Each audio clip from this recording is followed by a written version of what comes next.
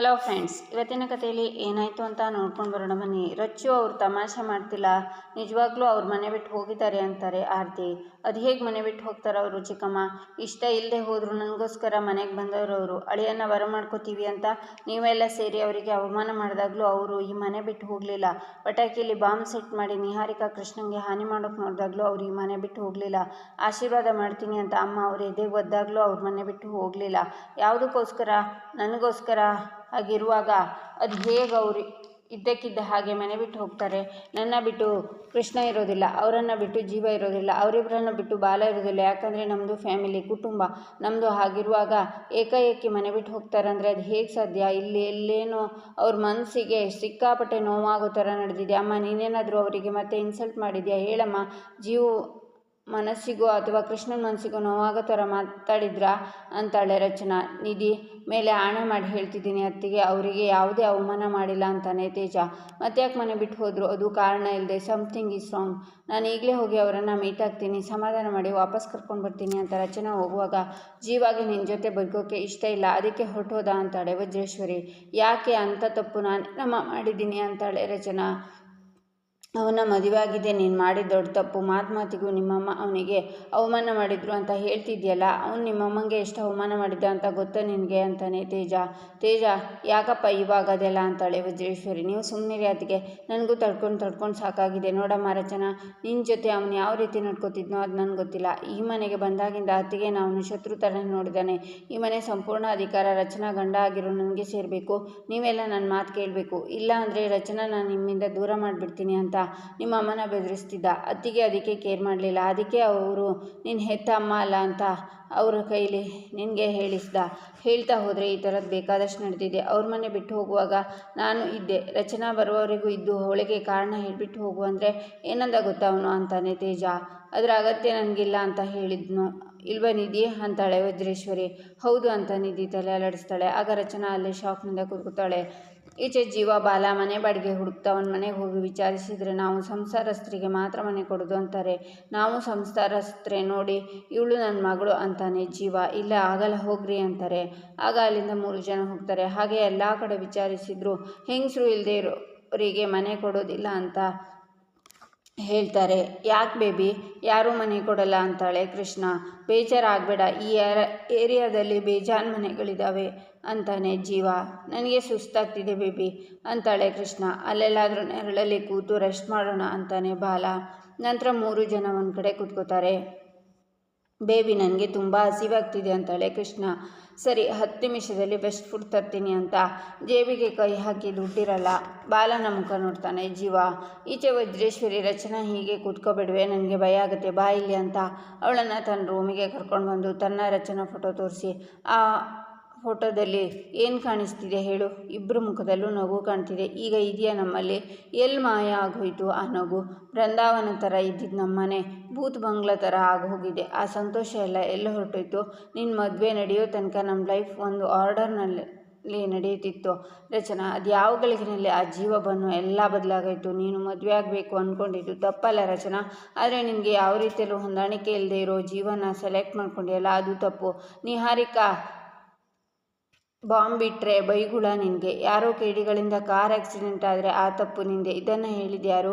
ತೇಜನ, ಆರ್ತಿನ, ನಿಧಿನ? ಜೀವ, ಸುಮ್ಮನೆ ಒಂದು ಕಡೆ ಕೂತ್ಕೊಂಡು ಯೋಚನೆ ಮಾಡಿ ನೋಡು. ನೀನು ಅವನು ನನ್ನ ಗಂಡ ಅಂತ ಸ್ವೀಕಾರ ಮಾಡಿದ್ದೆ ಹೊರತು ಅವನು ನಿನ್ನ ಹೆಂಡತಿ ಅಂತ ಯಾವತ್ತೂ ಸ್ಥಾನನ ಕೊಟ್ಟಿಲ್ಲ. ನಿಜನಾ ಅಲ್ವಾ? ನಿನ್ನ ವಯಸ್ಸನ್ನು ದಾಟಿನೇ ಕಣೆ ನಾನು ಈ ವಯಸ್ಸಿಗೆ ಬಂದಿರೋದು. ಗಂಡ ಹೆಂಡತಿ ಸಂಬಂಧ ಹೇಗಿರುತ್ತೆ ಅಂತ ನನಗೆ ಗೊತ್ತಿಲ್ವಾ? ಆ ಥರದ್ದು ಯಾವ ಲಕ್ಷಣನೂ ನಿಮ್ಮಲ್ಲಿ ನಾನು ನೋಡಿಲ್ಲ. ಇತ್ತು ಅಂತ ಸುಳ್ಳು ಹೇಳಿದರೆ ಅದು ನಿನಗೆ ನೀನು ಮಾಡ್ಕೋತಾ ಇರೋ ಮೋಸ ರಚನಾ. ನೀನು ನನ್ನ ಮಗಳು, ಯಾವ್ದು ಬೇಕು ಯಾವ್ದು ಬೇಡ ಅಂತ ನೀನು ತೀರ್ಮಾನ ಮಾಡಬೇಕೇ ಹೊರತು ಯಾವುದೋ ದಾರಿಲಿ ಹೋಗೋರಿಗೆ ಅಧಿಕಾರನ ಕೊಡಬಾರ್ದು. ನಾನು ಮಾಡಿದ ಪೂಜೆ ಫಲನೂ ಏನು? ಇವತ್ತು ನಿನಗೆ ಅಂದ್ಕೊಂಡಿದ್ದ ಕಲ್ಮಶ ದೂರ ಆಗೋಯ್ತು. ಇನ್ನೂ ಅವನ್ನ ಮತ್ತು ಆರಾಮಾಗಿರೋ ರಚನಾ, ನನ್ನ ಮಗಳಾಗಿ ನನ್ನ ಕಣ್ಮುಂದೆ ಇರೋ ರಚನಾ ಅಂತ ರಚನಾ ಕಾಲಿಗೆ ಬೀಳುವಾಗ, ಅಮ್ಮ ಏನು ಮಾಡ್ತಿದ್ಯಾ ಹೇಳು ಅಂತ ಹಳೆ ರಚನಾ. ನನ್ನ ಮಗಳ ಕ್ಷೇಮಕ್ಕೋಸ್ಕರ ನಾನು ಏನು ಬೇಕಿದ್ರೂ ಮಾಡ್ತೀನಿ, ಅವಳು ಸಂತೋಷವಾಗಿರಬೇಕು, ಪ್ಲೀಸ್ ರಚನಾ, ಅವನನ್ನು ಮರ್ತು ಬಿಡು ಅಂತ ಅಳ್ತಾಳೆ ವಜ್ರೇಶ್ವರಿ. ಆಗ ರಚನಾ ಅಮ್ಮನ ಕಣ್ಣೀರನ್ನು ಒರೆಸಿ, ಅಮ್ಮ ನಾನು ಇನ್ಮೇಲೆ ಅವ್ರ ಲೈಫಲ್ಲಿ ಕಾಲಿಡಲ್ಲ ಅಮ್ಮ ಅಂತ ಹೋಗ್ತಾಳೆ. ಆಗ ವಜ್ರೇಶ್ವರಿ ಸ್ಮೈಲ್ ಮಾಡ್ತಾ ಕಣ್ಣೀರನ್ನು ಒರೆಸ್ಕೋತಾಳೆ. ಈಚೆ ಜೀವ ಬಾಲ ಬಾ ಅಂತ ಕರಿತಾನೆ. ಏನು ಅಂತಾನೆ ಬಾಲ. ಮಗ, ಪರ್ಸು ರಚನಾ ಮನೆಯಲ್ಲಿದೆ ಅಂತಾನೆ ಜೀವ. ಎಷ್ಟಿತ್ತು ಅದರಲ್ಲಿ ಅಂತಾನೆ ಬಾಲ. 5,000 ಇದೆ ಕಣೋ ಅಂತಾನೆ ಜೀವ. ಹೋಗ್ಬಿಟ್ಟು ತರ್ತೀನಿ ಕಣೋ ಅಂತಾನೆ ಬಾಲ. ಬೇಡ ಕಣೋ ಅಂತಾನೆ ಜೀವ. 5,000 ಕಣೋ ಅಂತಾನೆ ಬಾಲ. ಎಷ್ಟಾದರೂ ಇರಲಿ, ಆದರೆ ಆ ಮನೆಗೆ ಕಾಲಿಡಬಾರ್ದು ಅಂತಾನೆ ಜೀವ. ಈಗ ಊಟಕ್ಕೆ ಏನು ಮಾಡ್ತೀಯಪ್ಪ ಅಂತಾನೆ ಬಾಲ. ತನ್ನ ಕಿಸಿನಲ್ಲಿರೋ 100 ರೂಪಾಯಿನ ಕೊಟ್ಟು, ಇದರಲ್ಲಿ ಈಗ ಮ್ಯಾನೇಜ್ ಮಾಡು, ಆಮೇಲೆ ನೋಡ್ಕೊಳ್ಳೋಣ ಅಂತಾನೆ ಬಾಲ. ಈಚೆ ರಚನಾ ಜೀವಗೆ ಕಾಲ್ ಮಾಡ್ತಿರ್ತಾಳೆ. ಆಗ ನಿಧಿ ಬಂದು, ಅಕ್ಕ ಏನು ಮಾಡ್ತಿದ್ಯಾ ಅಂತಾಳೆ. ಜೀವಾಗೆ ಕಾಲ್ ಮಾಡ್ತಿದ್ದೀನಿ ಕಣೆ, ಪಿಕ್ ಮಾಡ್ತಾನೆ ಇಲ್ಲ ಅಂತಾಳೆ ರಚನಾ. ಜೀವ ಲೈಫಲ್ಲಿ ಮತ್ತೆ ಕಾಲಿಡಲ್ಲ ಅಂತ ಇವಾಗ ತಾನೇ ದೊಡ್ಡಮ್ಮನ ಮುಂದೆ ಹೇಳಿದೆ. ಜೀವಾಗೆ ಕಾಲ್ ಮಾಡ್ತಿದ್ಯಲ್ಲ ನೀನು ಅಂತಾಳೆ ನಿಧಿ.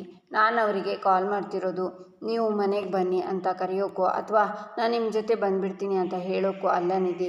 ನಾನು ಇನ್ಮೇಲೆ ಅವ್ರ ಲೈಫಲ್ಲಿ ಇಣ್ಕಲ್ಲ. ಆದರೆ ನನಗೊಂದು ಮಾತು ಹೇಳಿದೆ, ಸರಿಯಾಗಿ ಒಂದು ಕಾರಣನೂ ಕೊಡದೆ ಯಾಕೆ ನನ್ನ ಲೈಫಿಂದ ಹೋದ್ರಿ ಅಂತ ಕೇಳೋದಕ್ಕೆ, ಇಂಥ ತಪ್ಪಿಗೆ ನಿಮಗೆ ಶಿಕ್ಷೆ ಕೊಡ್ತಿದ್ದೀವಿ ಅಂತ ಹೇಳಿದರೆ ಅದರಲ್ಲಿ ಒಂದು ನ್ಯಾಯ ಇದೆ. ನಾನು ಮಾಡಿರೋ ತಪ್ಪೇನು ಅಂತ ಹೇಳಿದೆ, ಗೊತ್ತು ಮಾಡಿಸಿದೆ, ಫೀಲ್ ಮಾಡಿಸಿದೆ. ನೀನು ಶಿಕ್ಷೆ ಅನುಭವಿಸ್ಬೇಕು ಅಂದರೆ ಹೇಗಾಗುತ್ತೆ?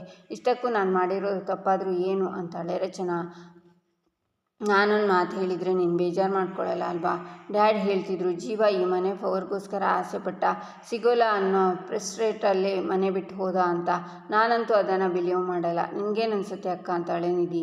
ಜೀವನ ಅಷ್ಟು ದೂರದಿಂದ ನೋಡಿರೋ ನಿನಗೆ ಅವ್ರ ವ್ಯಕ್ತಿತ್ವದ ಮೇಲೆ ಅಷ್ಟೊಂದು ನಂಬಿಕೆ ಇರಬೇಕಾದ್ರೆ ಅವ್ರ ಜೊತೆ ಬದುಕಿರೋ ನನಗೆ ಇನ್ನೆಷ್ಟಿರಬೇಡ.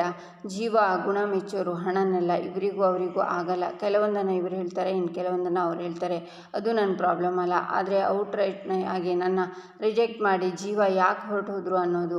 ನಿಧಿ ಕೃಷ್ಣ ಯಾರು ಅಂತಲೇ ಗೊತ್ತಿರಲಿಲ್ಲ ನನಗೆ. ಆದರೂ ಅವಳ ಜೊತೆ ಒಂದು ಅಟ್ಯಾಚ್ಮೆಂಟ್ ಬೆಳೀತು. ಮಧ್ಯರಾತ್ರಿಯಲ್ಲಿ ಕಾಲ್ ಬಂದರೂ ಅವಳಿಗೋಸ್ಕರ ಓಡಿದ್ದೀನಿ. ನಾನು ಅಮ್ಮ ಅಂತ ಕರೆದ್ರೆ ಹುಂಗುಟ್ಟಿದ್ದೀನಿ. ನಾನು ಜನಾರ್ದನ್ ಇನ್ನೇನು ಮಗುನ ಕಿತ್ಕೋತಾರೆ ಅನ್ನುವಾಗ ಕೋರ್ಟಲ್ಲಿ ಹೋಗಿ ನಿಂತಿದ್ದೀನಿ. ಅವಳಿಗೋಸ್ಕರ ನಾನೇನು ಮಗುಗೋಸ್ಕರ ದೊಡ್ಡ ದೊಡ್ಡ ಕೆಲಸ ಮಾಡಿದ್ದೀನಿ ಅಂತ ಹೇಳ್ಕೊತಿಲ್ಲ. ನಾನು ಇಷ್ಟೆಲ್ಲ ಅವರಿಗೋಸ್ಕರ ಕೇರ್ ತಗೊಂಡು ನನಗೊಂದು ಕನಿಷ್ಠ ಮಟ್ಟದ ವ್ಯಾಲ್ಯೂ ಕೊಡಲಿಲ್ಲ ಅನ್ನೋದು ನೋವು, ಕೋಪ ಅಂತಾಳೆ ರಚನಾ. ಈಚೆ ವಜ್ರೇಶ್ವರಿ ಕಿಚನ್ನಲ್ಲಿ ತರಕಾರಿ ಕಟ್ ಮಾಡ್ತಿರ್ತಾಳೆ. ಆಗ ತೇಜ ಬಂದು, ಅತ್ತಿಗೆ ನೀವು ಯಾಕೆ ಇದನ್ನೆಲ್ಲ ಮಾಡ್ತಿದ್ದೀರಾ ಅಂತಾನೆ.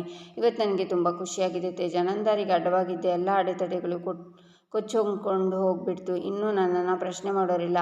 ಇಲ್ಲಿ ನಾನೇ ರಾಜ, ನಾನೇ ಮಂತ್ರಿ. ರಚನಾ ಮುಂದೆ ಆಗಲೇ ನಿನ್ನ ಪರ್ಫಾರ್ಮೆನ್ಸ್ ಚೆನ್ನಾಗಿತ್ತು ಅಂತಾಳೆ ವಜ್ರೇಶ್ವರಿ. ಥ್ಯಾಂಕ್ ಯು ಅತ್ತಿಗೆ. ನಾನು ಜೀವ ಬಗ್ಗೆ ಹೇಳಿರೋದನ್ನೆಲ್ಲ ಅವಳು ನಂಬಿರ್ತಾಳೆ ಅಂತೀರಾ ಅಂತಾನೆ ತೇಜ. ನಂಬ್ತಾಳೋ ಬಿಡ್ತಾಳೋ ಕತ್ತೆ, ಬಾಲ ಕುದುರೆ ಜುಟ್ಟು. ನನಗೆ ಬೇಕಾಗಿರೋದು ಅವಳು ಜೀವ ದೂರ ಆಗೋದಷ್ಟೇ. ಈಗ ರಚನಾಗೆ ಕಮಿಟ್ಮೆಂಟ್ ಕೊಟ್ಟಿದ್ದಾಳಲ್ಲ, ಜೀವ ಲೈಫಲ್ಲಿ ಇನ್ಮೇಲೆ ಕಾಲಿಡಲ್ಲ ಅಂತ. ಅಲ್ಲಿಗೆ ಗೇಮ್ ಓವರ್. ನಾನು ವಿನ್ನರ್. ಅದೇ ಖುಷಿಗೆ ರಚನೆಗೆ ಸ್ವಲ್ಪ ಪಾಯ್ಸನ್ ಅಂತ ತೇಜನ ನೋಡ್ತಾ, ನನ್ನ ಪ್ರೀತಿನೇ ಒಂಥರ ಸ್ಲೋ ಪಾಯ್ಸನ್ ಅಲ್ವಾ ತೇಜ?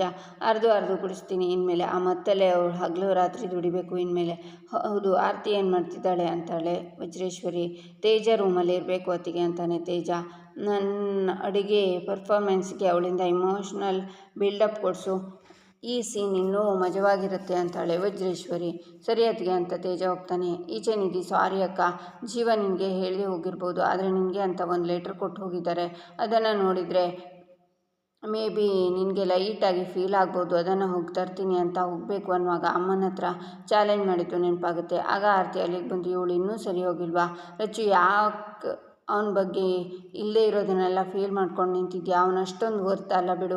ಅವ್ನ ಮನೆ ಬಿಟ್ಟು ಯಾಕೆ ಹೋದ ಅಂತ ತಾನೇ ನಿನ್ನ ಯೋಚನೆ. ಅದನ್ನು ನಾನು ಹೇಳ್ತೀನಿ. ಅವ್ನು ಯಾರೋ ಕಿಡ್ನಾಪ್ ಮಾಡಿದ್ರು ಅಂತ ಜೀವ ಉಳಿಸ್ಕೊಂಡು ಬಂದಿದ್ದೇ ಹೆಚ್ಚು. ಆಗ್ಲಿಂದ ಅದರಲ್ಲಿ ಒಂದು ಭಯ ಶುರುವಾಗ್ಬಿಟ್ಟಿದೆ. ಈ ಮನೇಲಿದ್ದರೆ ನಾನು ಸುರಕ್ಷಿತವಾಗಿರಲ್ಲ ಅಂತ. ಅದಕ್ಕೆ ಪ್ರಾಣ ಉಳಿಸ್ಕೊಂಡ್ರೆ ಸಾಕು ಅಂತ ಹೊರಟ್ಬಿಟ್ಟ. ಒಂದು ಮಾತು ಹೇಳಲ್ಲ ನಿನಗೆ, ನಿನ್ನ ಅಗತ್ಯ ಅವನಿಗಿಲ್ಲ ಅಂದಮೇಲೆ ಅವನ ಅಗತ್ಯ ನಿನಗೆ ಯಾಕೆ? ನೀನಿಲ್ಲದೆ ಅವನು ಬದುಕಬಲ್ಲ ಅಂದಮೇಲೆ ಅವನಿಲ್ಲದೆ ನೀನು ಬದುಕಬಲ್ಲೆ. ನಿನ್ನ ಲೈಫಲ್ಲಿ ಅವನು ಚಲಿಸೋ ಮೋಡ ಅಷ್ಟೇ ರಚ್ಚು. ಅವನು ಬರೋ ಮುಂಚೆನೇ ನಿನಗೊಂದು ಬದುಕಿತ್ತು. ಇನ್ನು ಮುಂದೆ ಏನು ಇರುತ್ತೆ? ಇನ್ನೂ ಸುಂದರವಾಗೇ ಇರುತ್ತೆ ರಚ್ಚು. ಅವನು ಮತ್ತು ನಿನಗೋಸ್ಕರ, ನಿನ್ನ ಸಂತೋಷಕ್ಕೋಸ್ಕರ ಒದ್ದಾಡೋರನ್ನು ನೋಡು ಬಾ ನನ್ನ ಜೊತೆ ಅಂತ ಆರತಿ ರಚನಾನ ಕರ್ಕೊಂಡು ಬಂದು ಕಿಚನ್ನಲ್ಲಿ ವಜ್ರೇಶ್ವರಿ ಅಡುಗೆ ಮಾಡ್ತಿರೋದನ್ನು ತೋರಿಸ್ತಾಳೆ. ರಚನಾ ಅಮ್ಮನ ನೋಡ್ತಾಳೆ. ಇಲ್ಲಿಗೆ ಸಂಚಿಕೆ ಮುಕ್ತವಾಗುತ್ತೆ. ಮುಂದಿನ ಸಂಚಿಕೆಗಾಗಿ ನಮ್ಮ ಚಾನಲನ್ನು ನೋಡಿ, ಸಬ್ಸ್ಕ್ರೈಬ್ ಮಾಡಿ, ಲೈಕ್ ಮಾಡಿ, ಶೇರ್ ಮಾಡೋದನ್ನು ಮರಿಬೇಡಿ.